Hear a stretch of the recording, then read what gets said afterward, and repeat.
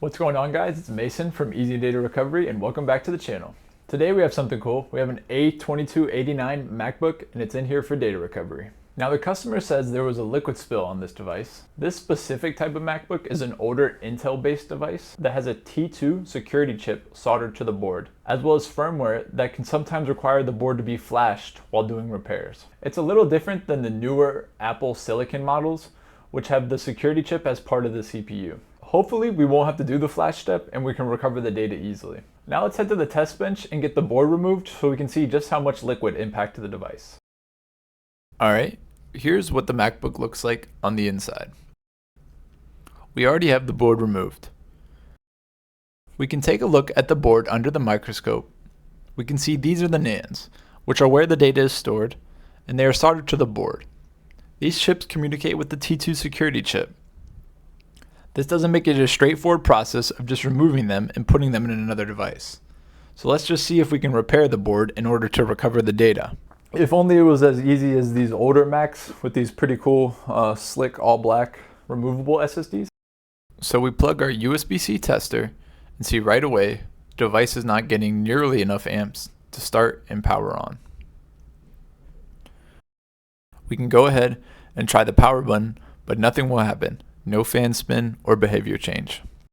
This is also a good time to say that even though the customer brought the device in for a liquid spill, the board area looks pretty clean. So for this one, we're gonna have to dig a little bit deeper to try and find out what the problem is and recover the data. Now during my physical inspection under the microscope, I noticed a damaged component in the power area for the LCD. Now just based on how the component looks and the area around it, I'm pretty certain that there's a good chance if we can replace that component, we can alleviate the power issue and recover the data. Alright, here's the damaged component. Like I was mentioning before, we are going to carefully go ahead and remove it and replace it with one from one of our donor boards.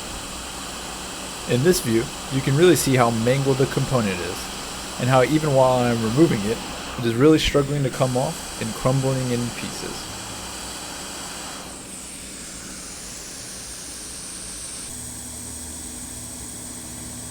Now let's take the good component from our donor board and replace it.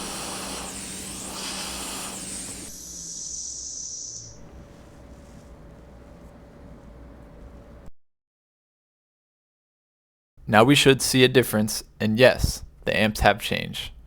But we are still not getting fan spin or a display.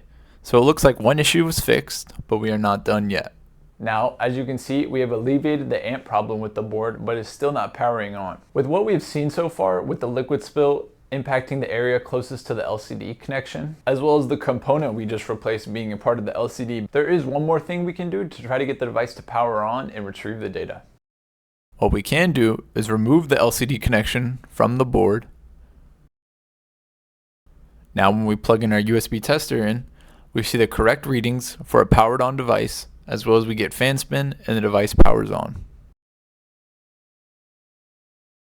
There you guys have it. The device is now powering on and we are able to get a display externally. From here, we can log in using the credentials the customers provided and recover their data. This case was super exciting because the customer had previously brought it to another repair shop that didn't give them very much hope, so it was nice to be able to recover the data for them. Once again, I hope you guys enjoyed watching and found this informative. If you're interested in dropping off or sending in any of your devices for data recovery, I'll leave all of our information in the description below. Thanks for watching.